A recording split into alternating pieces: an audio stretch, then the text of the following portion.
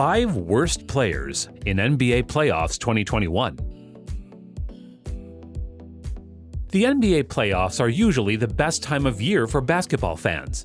To watch the best and top teams compete against each other for the ultimate prize is always going to come with a certain level of excitement. Unfortunately, the 2021 playoffs have been a different story.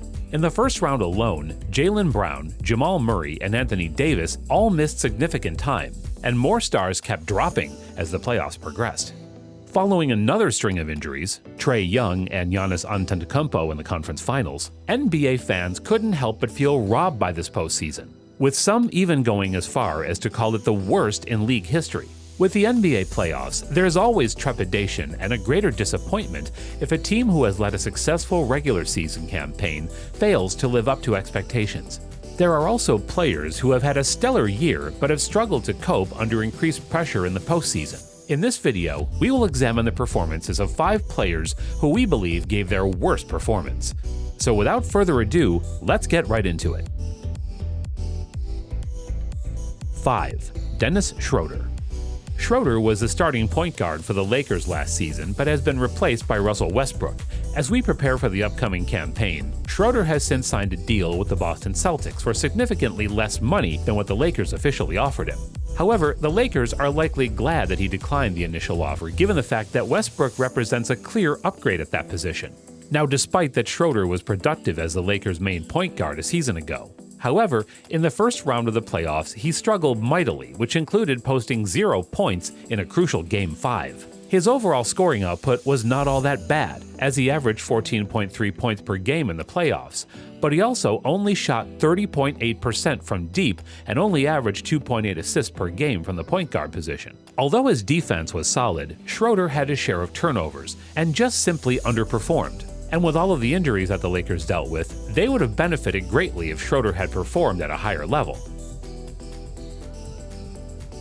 4. Kyle Kuzma.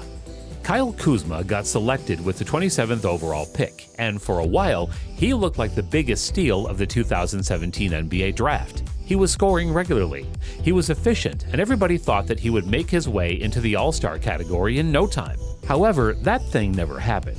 While there are some games where he still looks like the next Kobe Bryant, but in reality, those games rarely occur for Kuzma, and he never improves. He even barely improved from his rookie season. His defense is really equal to ground zero. While he passes the ball a lot, he doesn't turn them into points, but he gets a few assists now and then. To be honest, the Lakers don't really need Kyle to step up when it comes to defending the ball or handling. They want only one thing from him, and that is putting the ball in the basket. And that's exactly where he let his team down, in not only this season's playoffs, but also the previous seasons. In 2020, Kyle's shooting accuracy for three-pointers in the playoffs was just a mere 31%, with averaging 10 points in 23 minutes on the floor. But the Lakers won the championship that season, and he got himself a $13 million contract. In the first playoff loss against the Suns this year, Kuzma averaged a shameful 6.3 points with a horrendous 29% shooting accuracy and 17% for threes. He is still young, but the Lakers are a championship-challenging team, with the greatest player of his generation, the King himself. So I think it's highly likely that he will be playing for a different franchise in 2022. 3. Jimmy Butler. Butler was not necessarily awful in the postseason, but when you are one of the best players in the league, you're going to have higher expectations, which Jimmy did not match. His totals of 7.5 rebounds and 7 assists per game are not bad. In fact, those numbers are actually pretty good. But Jimmy Butler is a scorer, and his 14.5 points per game will not cut it. With that being stated, his most concerning statistics are his 29.7 field goal and 26.7 three-point percentages. Butler had trouble finding any kind of rhythm, and that led to Miami having no real chance of defeating the eventual NBA champion Milwaukee Bucks. Now, granted, defenses will formulate whole game plans in order to contain Butler and will often put their best defender on him. However, there is no excuse because the great players like Kobe, LeBron, and even now with Giannis always come through regardless of the defensive pressure. Butler is a tough-minded individual and will be better next season. 2. Julius Randle. Julius Randle is essential to the New York Knicks' success in the NBA playoffs. Randle had a breakout year in the NBA for the Knicks this season and earned his first All-Star selection. Julius Randle emerged as a superstar last season. He averaged 24, 10, and 6 while leading the Knicks. He shot over 40% from the three while shooting over 45% from the field. His great season led to the earning the NBA's Most Improved Player award. So how could a player who had such a great season end up on this list? Well, Randle was unable to maintain his form in the playoffs, and he disappeared when the Knicks needed him the most. Julius averaged 18 points with a horrible 29% shooting and 33% for threes. Randle missed a whole lot of shots in the postseason. His efficiency dropped, and the Knicks were unable to lean on their star when they needed him the most. His 11.6 rebounds per game were still a very good number, but other than that, it was an underwhelming postseason for Randle. Still, he showed great strides last year and will look to return to his regular season form in 2022.